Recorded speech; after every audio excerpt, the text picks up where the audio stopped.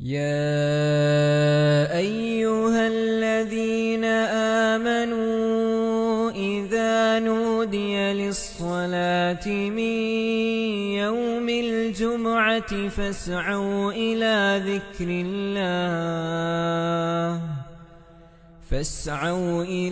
ذكر الله وذروا البيع ذلكم خير لكم إن كنتم تعلمون. الحمد لله الذي جعل بر الأمهات من أفضل الطاعات وعقوقهن من أكبر السيئات، وأشهد أن لا إله إلا الله وحده لا شريك له، وأشهد أن محمدًا عبده ورسوله، فاللهم صل وسلم وبارك عليه وعلى آله وصحبه أجمعين. أما بعد، فأوصيكم عباد الله ونفسي بتقوى الله. أعوذ بالله من الشيطان الرجيم. إن المتقين في جنات وعيون آخذين ما آتاهم ربهم إنهم كانوا قبل ذلك محسنين. സ്നേഹമുള്ള സത്യവിശ്വാസികളെ, സഹോദരങ്ങളെ, റബ്ബ് സുബ്ഹാനഹു വ തആലയുടെ വിധിവിലക്കുകളും നിയമനിർദ്ദേശങ്ങളും ജീവിതത്തിലുടനീളം പരമാവധി കാത്തുസൂക്ഷിച്ചുകൊണ്ട് മുത്തഖീങ്ങളിൽ ഉൾപ്പെട്ട് ജീവിക്കുവാനുള്ള ശ്രമങ്ങളിൽ സദാ ഏർപ്പെട്ടുകൊണ്ടിരിക്കണേ എന്ന് എന്നെയും നിങ്ങളെ ഓരോരുത്തരെയും ഗൗരവപൂർവം ഉണർത്തുകയാണ്, ഉപദേശിക്കുകയാണ്. അല്ലാഹു സുബ്ഹാനഹു വ തആല തഖ്വയുള്ളവരിൽ ഉൾപ്പെടുത്തി നമ്മെ എല്ലാവരെയും അനുഗ്രഹിക്കുമാറാകട്ടെ.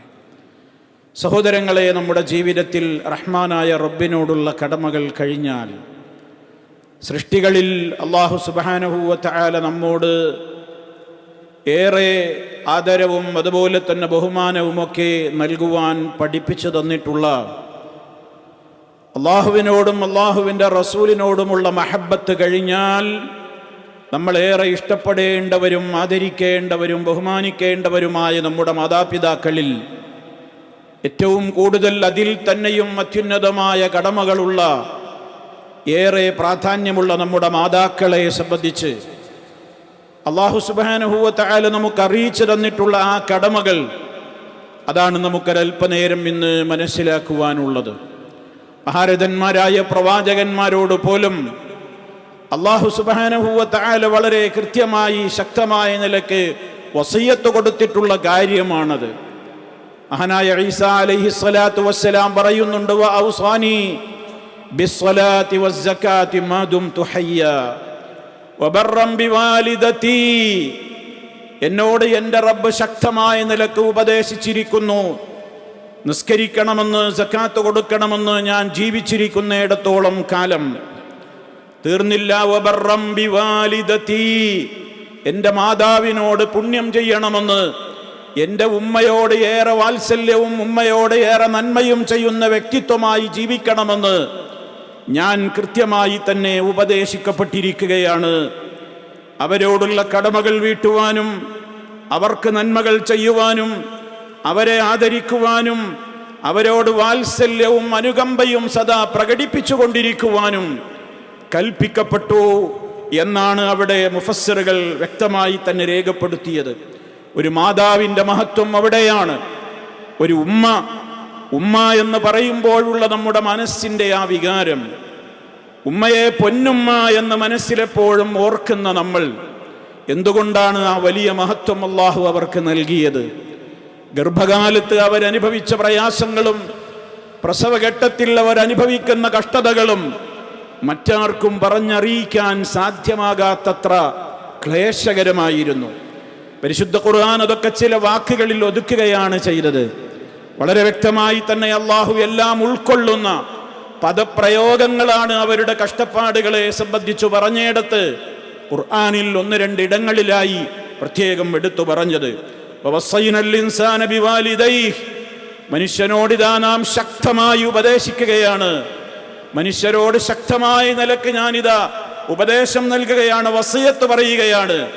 ബിവാലിദൈഹി, അവന്റെ മാതാപിതാക്കളുടെ കാര്യം ഏറെ ശ്രദ്ധിക്കണമെന്ന്. എന്നിട്ട് ഉമ്മ സഹിച്ച ത്യാഗമാണ് ആദ്യം എടുത്തു പറയുന്നത്. ഹമലതുഹു ഉമ്മുഹു, അവന്റെ ഉമ്മ അവനെ ഗർഭം ചുമന്നത് വഹ്നൻ അലാ വഹ്നിൻ, പ്രയാസത്തിനു മേൽ പ്രയാസം സഹിച്ചുകൊണ്ടാണ്. ലുഖ്മാനിൽ അങ്ങനെയാണ് പറഞ്ഞതെങ്കിൽ സൂറത്ത് അഹ്ഖാഫിൽ അല്ലാഹു സുബ്ഹാനഹു വ തആല പറഞ്ഞത് ഹമലതുഹു ഉമ്മുഹു കുർഹൻ വവദഅതുഹു കുർഹാ എന്നാണ്. അവന്റെ ഉമ്മ അവനെ ഗർഭം ധരിച്ചത് പ്രയാസങ്ങളോടെയാണ്, കഷ്ടപ്പാടുകളോടെയാണ്. പ്രസവിച്ചതും ഏറെ കഷ്ടതകൾ സഹിച്ചുകൊണ്ടാണ്.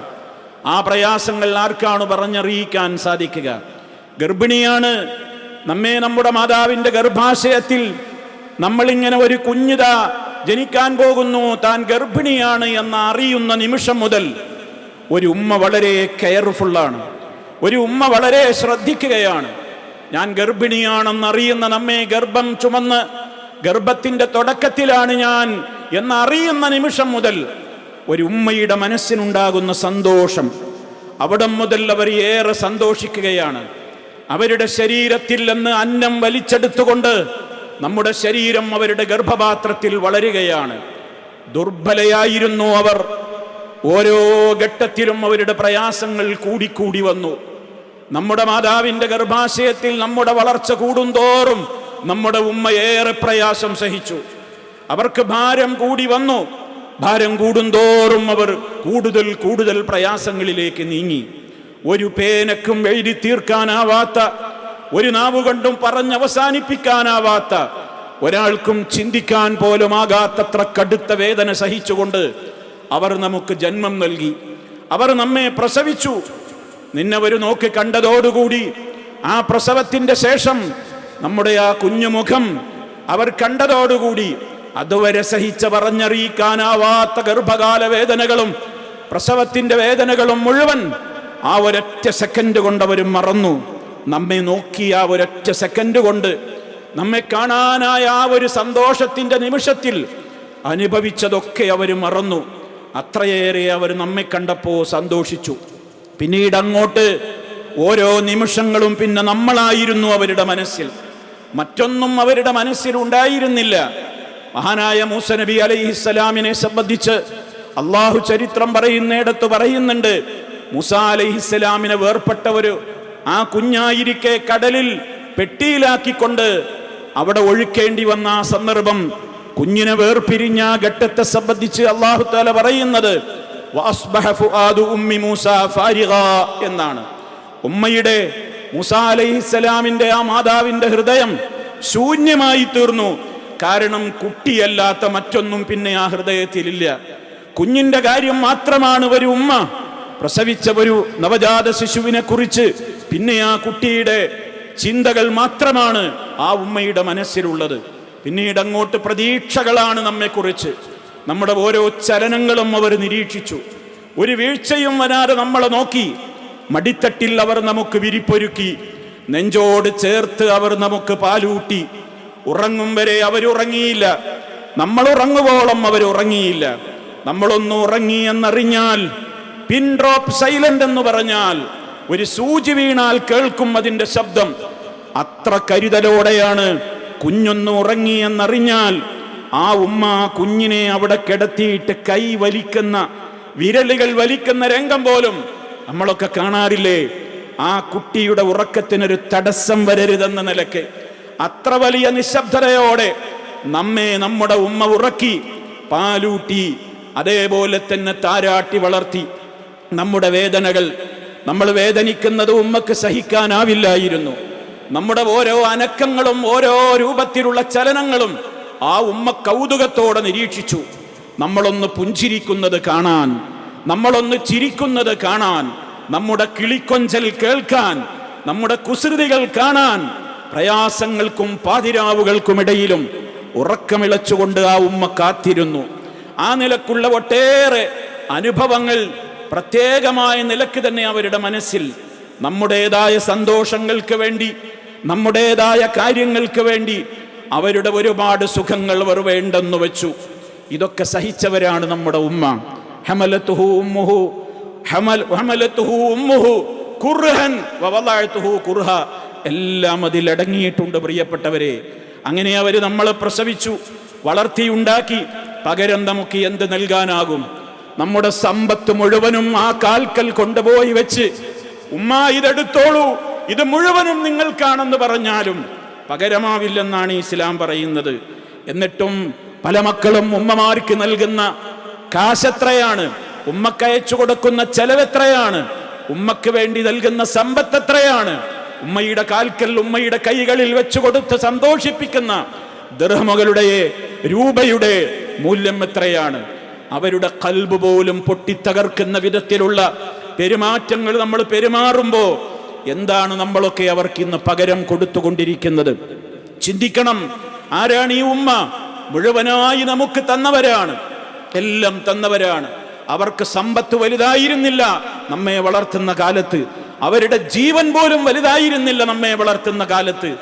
കുഞ്ഞടുത്ത് കിടക്കുന്നിടത്തേക്ക് കഠിനമായ വിഷമുള്ള മൂർഖൻ പാമ്പ് നമ്മെ താരാട്ടി നമ്മെ ഉറക്കിയിട്ടുള്ള തൊട്ടിലിന്റെ സമീപത്തേക്ക് കടന്നു വരുമ്പോ പത്തി വിടർത്തിയാവുന്ന മൂർഖൻ പാമ്പാണെങ്കിൽ പോലും എന്റെ കുട്ടി എന്ന് പറഞ്ഞുകൊണ്ട് ആ കൊത്താനോങ്ങുന്ന പാമ്പിന്റെ വിഷം പോലും അവഗണിച്ച് എന്റെ ജീവൻ പോയാലും എന്റെ കുട്ടിക്കൊന്നും സംഭവിക്കരുതെന്ന് അങ്ങനെ വളർത്തിയുണ്ടാക്കിയതാണ് നമ്മുടെ ഉമ്മ. ആ ഉമ്മക്കാണ് നമ്മൾ ഇന്ന് തിരികെ കൊടുക്കുന്നത്. എന്താണെന്ന് നമ്മൾ ആലോചിക്കണം. ഒരു തുറിച്ചു നോട്ടം കൊണ്ട് പോലും അവരെ നീ നോക്കിപ്പോകരുതെന്ന് മഹാനായ അല്ലാഹു സുബ്ഹാനഹു വ തആല അവന്റെ റസൂലിലൂടെ നമുക്ക് പഠിപ്പിച്ചു തന്നു. സ്നേഹം കൊണ്ട് നീ അവരെ വീർപ്പുമുട്ടിക്കണമെന്ന്, ഒരു വാക്കുകൊണ്ട് പോലും വേദനിപ്പിക്കരുതെന്ന്. വലാ തഖുൽ ലഹുമാ ഉഫ്ഫിൻ, ഛേ എന്നൊരു വാക്കുപോലും ഉമ്മയോട് പറയരുത്, മാതാപിതാക്കളോട് പറയരുത്. മറിച്ച് നീ എന്താണ് ചെയ്യേണ്ടത്? ശബ്ദമുയർത്തുക പോലും ചെയ്യരുത്. ഉമ്മയുടെ മുമ്പിൽ ശബ്ദമുയർത്താൻ നിനക്ക് പാടില്ല. നിന്റെ ഉമ്മയാണത്, നിന്റെ ഉപ്പയാണത്.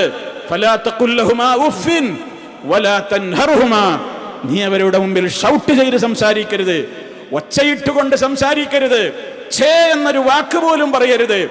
ഒരു തുറിച്ചു നോട്ടം, അവരുടെ ഉപദേശം കേൾക്കുമ്പോൾ ഒരു ദേഷ്യത്തോടെയുള്ള ഒരു നോട്ടം, അവരുടെ മുമ്പിലേക്ക് കണ്ണ് നിറയെ ദേഷ്യം പകർന്നുകൊണ്ടുള്ള ഒരു നോട്ടം പോലും നിനക്ക് പാടില്ല എന്നാണ്. വഖുല്ലഹുമാ, നീ അവരോട് വല്ലതും സംസാരിക്കുന്നുണ്ടെങ്കിൽ തന്നെ ഖൗലൻ കരീമ, മാന്യമായേ സംസാരിക്കാവൂ, വളരെ മാന്യമായിട്ടേ സംസാരിക്കാവൂ. വഖ്ഫിദ് ലഹുമാ ജനാഹൽ ദുല്ലി മിനർ റഹ്മ, കാരുണ്യമായിരിക്കണം നിന്റെ വാക്കുകളിൽ, നിന്റെ നോക്കുകളിൽ, നിന്റെ ഇടപാടുകളിൽ, നിന്റെ ഇടപെടലുകളിൽ, നിന്റെ സമീപനങ്ങളിൽ. നീ അവരോട് വളരെ വിനയത്തോടെ മാത്രമേ ഇടപെടാവൂ. കാരുണ്യത്തിന്റെ ചിറക് വിരിച്ച് ആ ചിറകിനുള്ളിൽ നീ അവരെ വളർത്തിക്കൊണ്ട് നടക്കണം. അവർക്ക് വേണ്ടി മതി വരുവോളം അവർക്ക് വേണ്ടി നീ പ്രാർത്ഥിച്ചുകൊണ്ടേയിരിക്കണം. അല്ലാഹു സുബ്ഹാനഹു വ തആലയുടെ കൽപ്പനയാണ് വഖുർ റബ്ബിർഹംഹുമാ കമാ റബ്ബയാനി സഗീറ. മനസ്സിലാക്കണം, അല്ലാഹു ഹറാമാക്കിയ സംഗതിയാണ്. ഇന്നല്ലാഹ ഹറമ അലൈക്കും ഉഖൂഖൽ ഉമ്മഹാത്ത്, അല്ലാഹു നിങ്ങളോട് ഇതാ കഠിനമായ ഹറാമായി കൊണ്ട് കൽപ്പിച്ചിരിക്കുകയാണ്. മാതാക്കളെ നിങ്ങൾ വിഷമിപ്പിക്കരുത്, ബുദ്ധിമുട്ടിക്കരുത്, അവരെ കണ്ണീര് കുടിപ്പിക്കരുത്, അവരെ പ്രയാസപ്പെടുത്തരുത്. ഉമ്മയോടുള്ള കടമ ഒരു വശത്ത്, നിന്റെ ഭാര്യയോട്, നിന്റെ ഭർത്താവിനോട്, നിന്റെ മക്കളോട്, നിന്റെ ഡ്യൂട്ടിയോട്, നിന്റെ തൊഴിലിനോടുള്ള കടമ ഒരു വശത്ത്. അതൊക്കെ ഒരു വശത്ത് നിന്നാലും ഉമ്മയോടുള്ള കടമക്കത് തുല്യമാവില്ല. ആ കടമ നിറവേറ്റാനാവാതെ മറ്റൊരു കാര്യത്തിലും ശ്രദ്ധിക്കാൻ നിനക്ക് അവകാശമില്ല. അതാണ് നിനക്ക് നീ ജീവിച്ചിരിക്കുന്ന കാലത്ത്, അതാണ് നിനക്ക് എന്തിനേക്കാളും വലുത് എന്ന് മനസ്സിലാക്കണം. ഉമ്മയെ അവഗണിച്ചുകൊണ്ട് മറ്റൊന്നിലേക്കും ശ്രദ്ധിക്കാൻ പാടില്ല എന്നാണ് ഇസ്ലാമിന്റെ ഗൗരവതരമായ പ്രഖ്യാപനം. ദിവസം മുഴുവൻ അവരെ കാത്തിരിക്കുന്ന ദിവസങ്ങളുണ്ടാകും. നീ ഒന്ന് വന്നെങ്കിൽ, നിന്നെ ഒന്ന് കാണാനായെങ്കിൽ എന്ന് കൊതിച്ചിരിക്കുന്ന ഉമ്മമാരുണ്ട്. നമ്മുടെ വരവ് കണ്ടാൽ, നമ്മുടെ വരവ് കേട്ടാൽ സന്തോഷിച്ച് കാത്തിരിക്കുന്ന ഉമ്മമാര്, വരാനായില്ലെങ്കിലും ഒരു വിളിക്ക് വേണ്ടി കാതോർക്കുന്ന ഉമ്മമാരുണ്ട്. വരാനായില്ലെങ്കിൽ ഒരു ഫോൺ കോളെങ്കിലും കിട്ടട്ടെ, എൻ്റെ മോന്റെ ശബ്ദമൊന്ന് കേൾക്കട്ടെ എന്ന് ആഗ്രഹിച്ചു കൊണ്ടിരിക്കുന്ന ഉമ്മയുണ്ട്. അവരുടെ കണ്ണുനീരുകൾ, അവരുടെ കണ്ണ് നിറയും.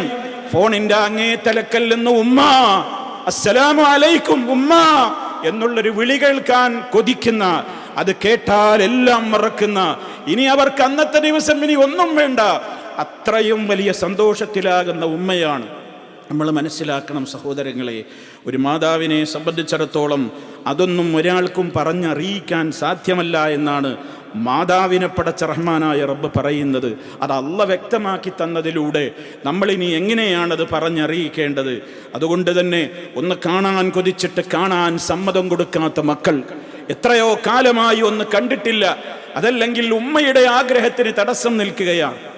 ആ വിളി കേൾക്കാൻ കാത്തിരിക്കുന്ന ഉമ്മയോടത് വിളിക്കാൻ സന്നദ്ധമല്ലാത്തവർ, ഭാര്യമാരോട് ഏറെ നേരം സംസാരിക്കും, മറ്റുള്ളവരോട് ഏറെ നേരം ചാറ്റ് ചെയ്യും, ഒരുപാട് ആളുകളോട്, അകലെയുള്ളവരോട് ഒരുപാട് നേരം സംസാരിച്ചിരിക്കും, വാതോരാതെ ഒരു വിളിക്ക് വേണ്ടി കാത്തിരിക്കുന്ന, ഒരു മിനിറ്റ് എൻ്റെ മോനൊന്ന് എന്നോട് സംസാരിച്ചെങ്കിൽ എന്ന് കൊതിക്കുന്ന ഉമ്മയോട് മാത്രം നമുക്ക് ചാറ്റ് ചെയ്യാൻ, വിളിക്കാൻ, സംസാരിക്കാൻ ഒന്നിനും നമുക്ക് നേരമില്ല. കാരണം അവർ പഴയതായി പോയി, അവർക്ക് വിദ്യാഭ്യാസമില്ല, അവർക്ക് നമ്മുടെ അത്ര ആരോഗ്യമില്ല, അവർക്കൊരു പക്ഷേ സൗന്ദര്യമില്ല, അവർക്കൊരു പക്ഷേ ലോകം തിരിയില്ല, അവരൊരു പക്ഷേ കാണാനൊട്ടും കൊള്ളില്ല. ചുക്കിച്ചുളിഞ്ഞിരിക്കുന്നു ആ തൊലികൾ, നരച്ച് വെളുത്തിരിക്കുന്നു ആ താടിയും, അതുപോലെ തന്നെ തലയും, അതുപോലെ തന്നെ അവരുടെ മുടിയിഴകളുമൊക്കെ, അവരുടെ വിരലുകളെല്ലാം ചുക്കിച്ചുളിഞ്ഞു പോയിരിക്കുന്നു. പക്ഷേ അങ്ങനെയൊക്കെ അവരാണെങ്കിലും അവരിങ്ങനെ ഉയർത്തുന്നുണ്ട് അവരുടെ കൈകൾ റഹ്മാനായ റബ്ബിലേക്ക്. അല്ലാഹുവേ, എൻ്റെ മോൻ, എൻ്റെ മോൾ അവരങ്ങ് മരിച്ചു കഴിഞ്ഞാൽ ആ കൈകൾ പിന്നെ മണ്ണിലാണ്, നമുക്ക് വേണ്ടി ഉയരാൻ ഇനി ആ കൈകൾ ഉണ്ടാവില്ല. അത് നമ്മൾ മനസ്സിലാക്കണം പ്രിയമുള്ളവരെ. അത് വില കൊടുത്താൽ കിട്ടുന്നതല്ല, അത് ലക്ഷങ്ങളും കോടികളും കൊടുത്താലും കിട്ടുന്നതല്ല. അത് നഷ്ടപ്പെട്ടവർക്കറിയാം അതിൻ്റെ വേദനകൾ. ഉമ്മ ജീവിച്ചിരിപ്പില്ലാത്തവരില്ലേ, ഉപ്പമാര് ജീവിച്ചിരിപ്പില്ലാത്തവരില്ലേ, അവർക്കറിയാം അതിൻ്റെ വേദന. അതുകൊണ്ട് തന്നെ എന്ത് വേണമെന്നറിയോ? ജീവിതത്തിൽ ഇത് വലിയ പ്രാധാന്യമുള്ള കാര്യമാണെന്ന് ജീവിച്ചിരിക്കുമ്പോൾ നമ്മൾ വ്യക്തമായി തന്നെ മനസ്സിലാക്കണം. എന്തിനേക്കാളും വലുതവരോട് എന്ന് പറഞ്ഞില്ലേ? സഹാബി ചോദിച്ചു, അല്ലാഹുവിൻ്റെ റസൂലേ, ജനങ്ങളിൽ ഏറ്റവും വലിയ കടമ ഞാൻ ആരോടാണ് നിർവഹിക്കേണ്ടത്? നിന്റെ ഉമ്മയോട് എന്നാണ്. പിന്നീടാണ് പറഞ്ഞത് നിന്റെ ഉപ്പയോട് എന്ന്. മഹാനായ അബ്ദുല്ലാഹി ഇബ്നു അബ്ബാസ് റളിയല്ലാഹു തആല അൻഹു പറയുന്നുണ്ട്, ഇന്നീ തീർച്ചയായും ഞാൻ ലാ അഅലമു അമല, ഒരമലും എനിക്ക് അറിഞ്ഞുകൂടാ, അഖറബ ഇലല്ലാഹി അസ്സ വജല്ല മിൻ ബിർരിൽ വാലിദ, ഉമ്മയോടുള്ള സ്നേഹവും ബഹുമാനവും കാണിക്കുന്നതിനേക്കാൾ അപ്പുറം ഒരു വലിയ നന്മയും ഞാൻ പഠിച്ചിട്ടില്ല എന്നാണ്. ജീവിച്ചിരിക്കുമ്പോൾ അവർ നമ്മുടെ കൺമുമ്പിലെ നിധികളാണ് പ്രിയപ്പെട്ട മക്കളെ. അവർ ജീവിച്ചിരിക്കുമ്പോൾ അവർ നമ്മുടെ കൺമുമ്പിലുള്ള നിധികളാണ്, അമൂല്യമായ സ്വത്താണ് അവരെന്ന് മനസ്സിലാക്കണം. അവർ ജീവിച്ചിരിക്കുമ്പോൾ നന്നായി പരിചരിക്കാനോ, മരണം വരുന്നതിൻ്റെ മുമ്പ് അവരെ സ്നേഹം കൊണ്ട് പൊതിയാനോ, അവരുടെ കൈകളിൽ തലോടി അവരുടെ നെറുകയിൽ ഉമ്മ കൊടുക്കാനോ സാധിക്കാതെ നമ്മളിപ്പോഴും ഒരൽപ്പം പുറകോട്ട് മാറി നിൽക്കുകയാണോ? വിലപിക്കേണ്ടി വരും. അവർ ജീവിതത്തിൽ നിന്നൊന്ന് നഷ്ടപ്പെട്ടോക്കണം. അന്ന് നമുക്ക് തോന്നും, എൻ്റെ ഉമ്മ ഉണ്ടായിരുന്നെങ്കിൽ, എൻ്റെ ഉപ്പ ഹയാത്തിൽ ഉണ്ടായിരുന്നുവെങ്കിൽ ഓടിച്ചെന്ന് ഞാൻ കെട്ടിപ്പിടിച്ച ആ നെറുകയിൽ മുത്തം കൊടുക്കുമായിരുന്നു, ആ കൈകൾ ഞാൻ തടവുമായിരുന്നു, ആ ശുഷ്കിച്ച ശരീരത്തിൻ്റെ ജരാനരകൾ ബാധിച്ച ശരീരത്തിൽ ഞാൻ തലോടി അവരെ ആശ്വസിപ്പിക്കുമായിരുന്നു എന്ന് ഇന്ന് തോന്നുന്നില്ലേ മക്കളെ? അത് നഷ്ടമാകുന്നതിൻ്റെ വേദനയാണത്. അതുകൊണ്ട് അവർ ജീവിച്ചിരിക്കുന്ന ഇന്ന് മക്കളുണ്ടെങ്കിൽ മഹാഭാഗ്യവാന്മാരെന്ന് എനിക്ക് പറയാൻ സാധിക്കുകയുള്ളൂ. അവരാണ് മഹാഭാഗ്യവാന്മാർ. ഉമ്മയോ ഉപ്പയോ ആരെങ്കിലും ഒരാളെങ്കിലുമോ ജീവിച്ചിരിപ്പുണ്ടോ? നിങ്ങളാണ് ഈ ലോകത്തെ മഹാഭാഗ്യവാന്മാർ. ഒന്ന് കാണാൻ, ഒന്ന് വിളിക്കാൻ, ഒന്ന് കെട്ടിപ്പിടിക്കാൻ, ഉമ്മ എന്ന് വിളിക്കാൻ. അതില്ലാത്ത നഷ്ടപ്പെട്ടവരുടെ വേദന നഷ്ടപ്പെട്ടവർക്കേ അറിയുകയുള്ളൂ. അതുകൊണ്ട് തന്നെ സഹോദരങ്ങളെ, അവർ ജീവിച്ചിരിക്കുമ്പോൾ ആ അവസരം ശരിക്കും ഉപയോഗപ്പെടുത്തുക. ആയുഷ്കാലം മുഴുവനും അവരെ സന്തോഷിപ്പിച്ചും അവരെ നോക്കിയും കണ്ടും സേവിച്ചും നമുക്ക് കഴിയാൻ സാധിച്ചാൽ, വല്ല വീഴ്ചയും ഒന്ന് പോയെങ്കിൽ ഉടനെ അത് തിരുത്തി തൗബ ചെയ്തുകൊണ്ടവരുടെ അടുത്തേക്ക് മടങ്ങാൻ, അവരെ ആശ്വസിപ്പിക്കാൻ ഒരു ചാൻസും നമ്മൾ നഷ്ടപ്പെടുത്തരുത്. മഹാനായ നബി സല്ലല്ലാഹു അലൈഹി വസല്ലമ മദീന മസ്ജിദിലെ മിമ്പറിൽ നിന്നുകൊണ്ട് ആമീൻ എന്ന് ഉറക്കെ പറഞ്ഞ 3 സംഭവം നമ്മൾ പഠിച്ചവരാണ്. അതിലൊരു സംഭവം എന്തായിരുന്നുവെന്നോ? റഹിമാൻഫു സുമ്മ റഗിമ അൻഫുഹു സുമ്മ റഗിമ അൻഫു റജുലിൻ. ഒരു വ്യക്തി മുഖം കുത്തി നരകത്തിൽ വീഴട്ടെ. എന്തേ അവന്റെ കാരണം?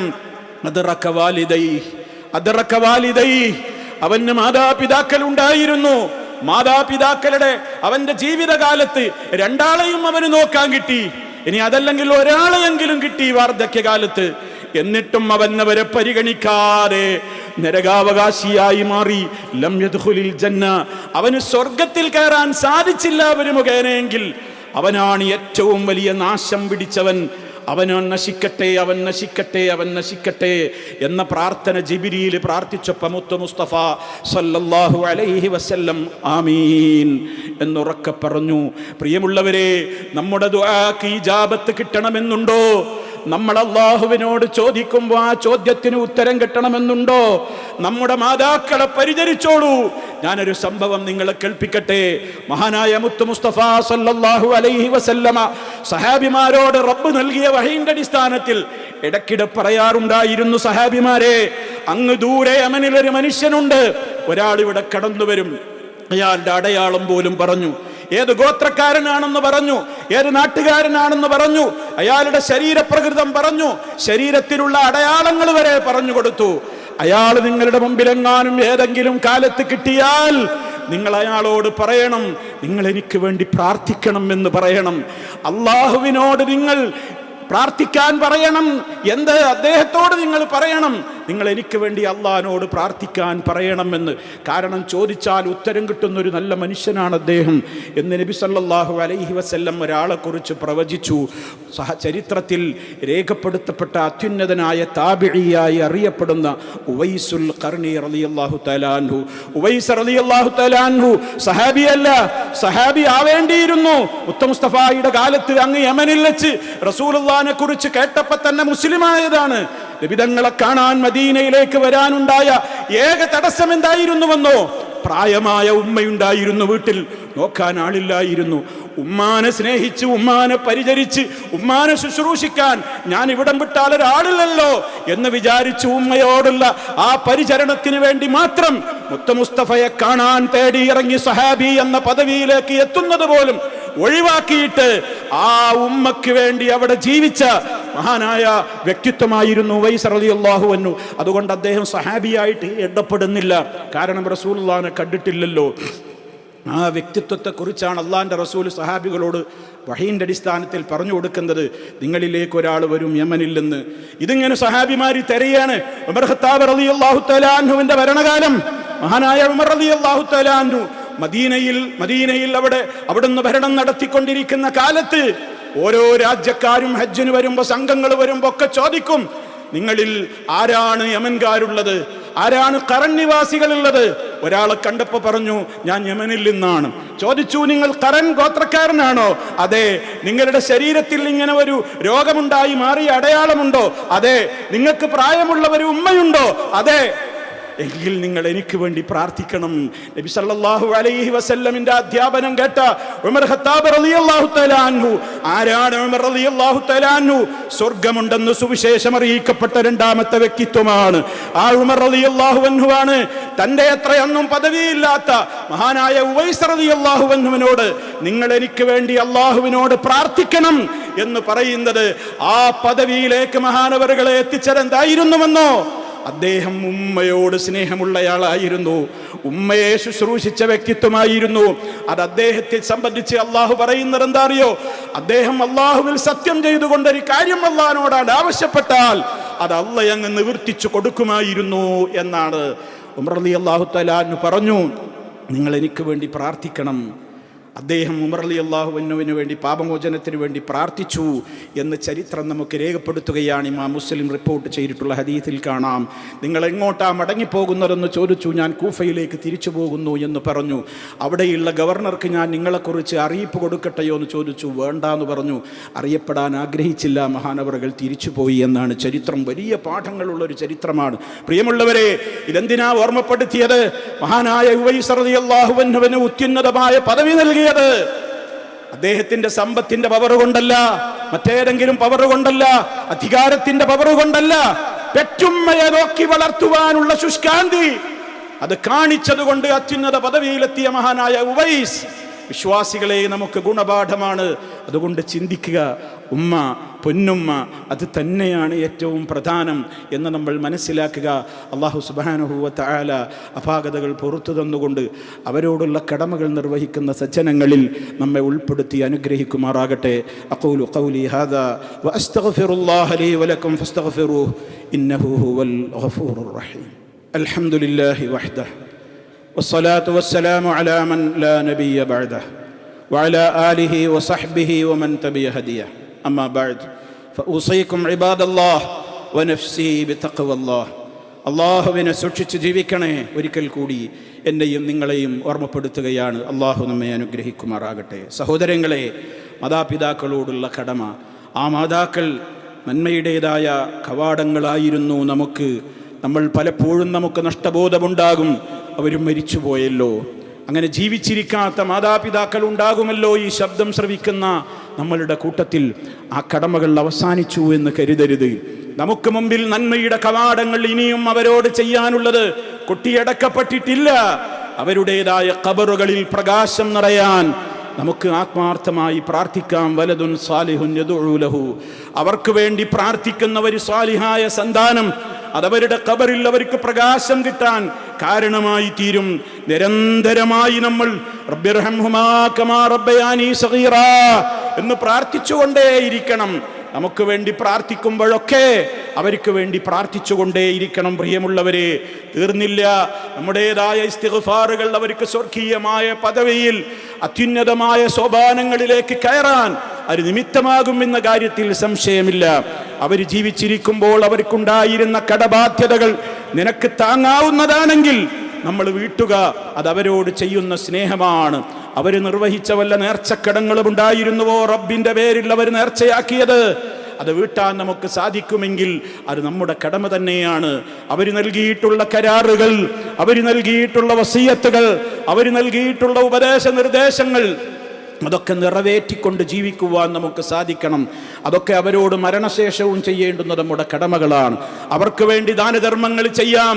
എൻ്റെ ഉമ്മയുടെ ഖബറിലേക്ക് എൻ്റെ ഉപ്പാക്ക് വേണ്ടി എന്ന ഉദ്ദേശത്തോടു കൂടി മക്കളെ നമുക്ക് നല്ല നല്ല സദഖകൾ അവർക്ക് വേണ്ടി നിർവഹിക്കാം. അതേപോലെ തന്നെ നമ്മൾ ചിന്തിക്കണം, ഇവിടെയൊക്കെ നമ്മൾ ചിന്തിക്കേണ്ടുന്ന ഒരു പ്രധാനപ്പെട്ട കാര്യം, ഇത്രയൊക്കെ സ്നേഹമുള്ള മാതാപിതാക്കളാണ്, ഇത്രയൊക്കെ നമ്മൾ ആദരിക്കേണ്ടവരാണ്. അപ്പോഴും ഒരു തത്വം മറന്നു പോകരുത്. ആ ഉമ്മയെ പടച്ചവൻ വേറെയാണ്. ആ ഉപ്പയെ പടച്ചവനും നമ്മെ പടച്ചവനും ആ ഉമ്മയെ പടച്ചവനുമൊക്കെ റഹ്മാനായ റബ്ബാണ്. റബ്ബിന്റെ മീതെ ഒരാൾ ഉണ്ടാകാൻ പാടില്ല. ലാ ത്വാഅത ലിമഖ്ലൂഖിൻ ഫീ മഅസിയത്തിൽ ഖാലിഖി. ഖാലിഖായ അല്ലാഹുവിനെ ധിക്കരിച്ചുകൊണ്ട്, പടച്ചവനെ ധിക്കരിച്ചുകൊണ്ട് ഒരു പടപ്പിനെയും അനുസരിച്ചു പോകരുത്. ഇത്രയൊക്കെ ബഹുമാനുള്ള ഉമ്മയല്ലേ, ഉമ്മ പറഞ്ഞത് കേൾക്കാതിരിക്കാൻ പറ്റുമോ എന്ന് പറഞ്ഞിട്ട് ശിർക്കിന് പ്രേരിപ്പിച്ചാൽ, മറ്റെന്തെങ്കിലും തോന്നിവാസങ്ങൾക്ക് പ്രേരിപ്പിച്ചാൽ, അള്ളാഹുവിന് ഇഷ്ടമില്ലാത്ത കാര്യങ്ങൾ അവർ നമ്മളോട് പറഞ്ഞാൽ അത് അംഗീകരിച്ചു കൊടുക്കരുത്. അപ്പോഴും ഭൗതികമായിട്ട് അവരോടുള്ള സ്നേഹപ്രകടനങ്ങൾ എന്ത് ചെയ്യണം? നിലനിർത്തുകയും ചെയ്യണം. റബ്ബിനേക്കാൾ വലുതായി ആരെയും കാണരുത് എന്നത് ഈ സന്ദർഭത്തിൽ നമ്മൾ ചേർത്ത് മനസ്സിലാക്കണം. അവരോടുള്ള സ്നേഹത്തിൽപ്പെട്ടതാണ് അവരുടെ ബന്ധുക്കളോടുള്ള സ്നേഹം. അവരെ ആദരിക്കുക, ബഹുമാനിക്കുക. പ്രത്യേകിച്ച് നമ്മുടെ ഉമ്മയുടെ ജ്യേഷ്ഠത്തി, ഉമ്മയുടെ അനിയത്തിയൊക്കെ ജീവിച്ചിരിപ്പുണ്ടോ?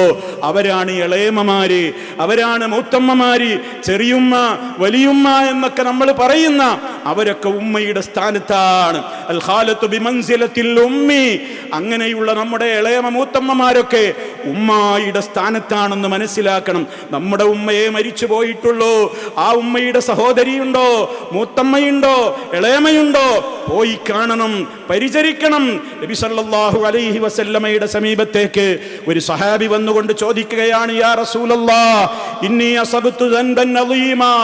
ഞാനൊരു വലിയ പാപം ചെയ്തു പോയി നബിയേ, എനിക്ക് പശ്ചാത്തപിക്കാൻ എന്താണ് മാർഗം? ഒരു വൻ തെറ്റിലാണ് ഞാൻ അകപ്പെട്ടിട്ടുള്ളത്, എനിക്ക് പശ്ചാത്തപിക്കാൻ എന്തെങ്കിലും മാർഗമുണ്ടോ? മുത്ത മുസ്തഫായുടെ ചോദ്യം, ഹൽ ലക മിൻ ഉമ്മിൻ, നിനക്ക് ഉമ്മണ്ടോ? ഉമ്മ ഹയാത്തിലുണ്ടോ? എന്നാ അവരെ പോയി പരിചരിക്കുക. അപ്പൊ പറഞ്ഞു, ഇല്ല, എൻ്റെ ഉമ്മ മരിച്ചിരിക്കുന്നു, എനിക്ക് ഉമ്മല്ല.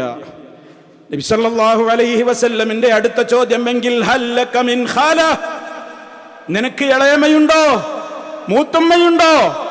ഉണ്ട് നബിയെ, ഫബിർറഹ, നാ അവർക്ക് നന്മ ചെയ്യ പോയിട്ട്. അതിനോട് കിടപിടിക്കുന്ന ഏത് പ്രവർത്തനമാവുള്ളത്?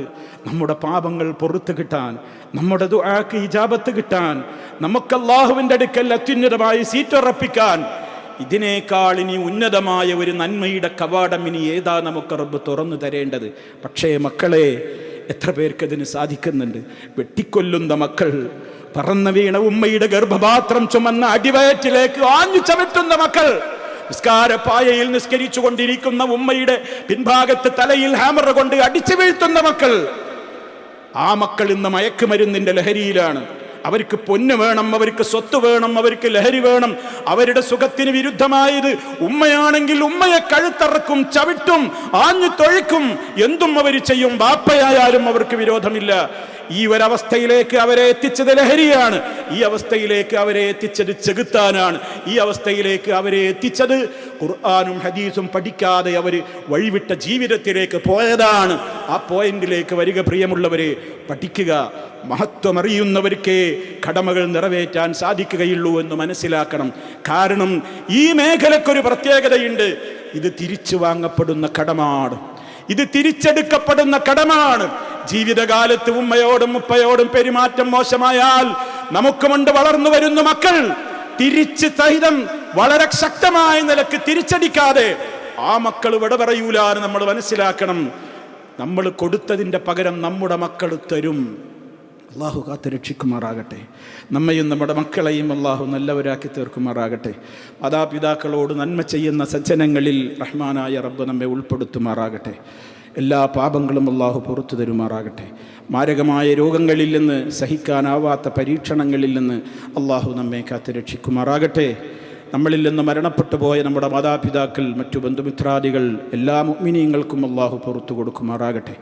എല്ലാ അർത്ഥത്തിലും റബ്ബിൻ്റേതായ കാവലും സംരക്ഷണവും ഈ രാജ്യത്തും സർവ്വരാജ്യങ്ങളിലും അള്ളാഹു എന്നെന്നും നിലനിർത്തി അനുഗ്രഹിക്കുമാറാകട്ടെ. എല്ലാ അർത്ഥത്തിലുമുള്ള പ്രയാസങ്ങളിൽ നിന്ന് കാവൽ നൽകിക്കൊണ്ട് റബ്ബ് എല്ലാവർക്കും അവരവരുടേതായ പ്രവർത്തനങ്ങളിൽ ശാന്തമായി സമാധാനത്തോടെ മുന്നോട്ട് പോകുവാനുള്ള തൗഫീഖ് അല്ലാഹു പ്രദാനം ചെയ്യുമാറാകട്ടെ. അല്ലാഹുമ്മ ഇഹ്ഫള് ദൗലത്തൽ ഇമാറാത്ത് വഹ്ഫള് ഖിയാദതഹാ വഅഹ്ലഹാ വൽ മുഖീമീന അലാ അർളിഹാ വഹ്ഫള് ബർറഹാ വബഹ്റഹാ വസമാഅഹാ واحفظ اللهم جنود وطننا البواسل وقوي عزيمتهم وسدد رميهم وانصرهم على عدوك وعدوهم وأجزل أجرهم وثوابهم.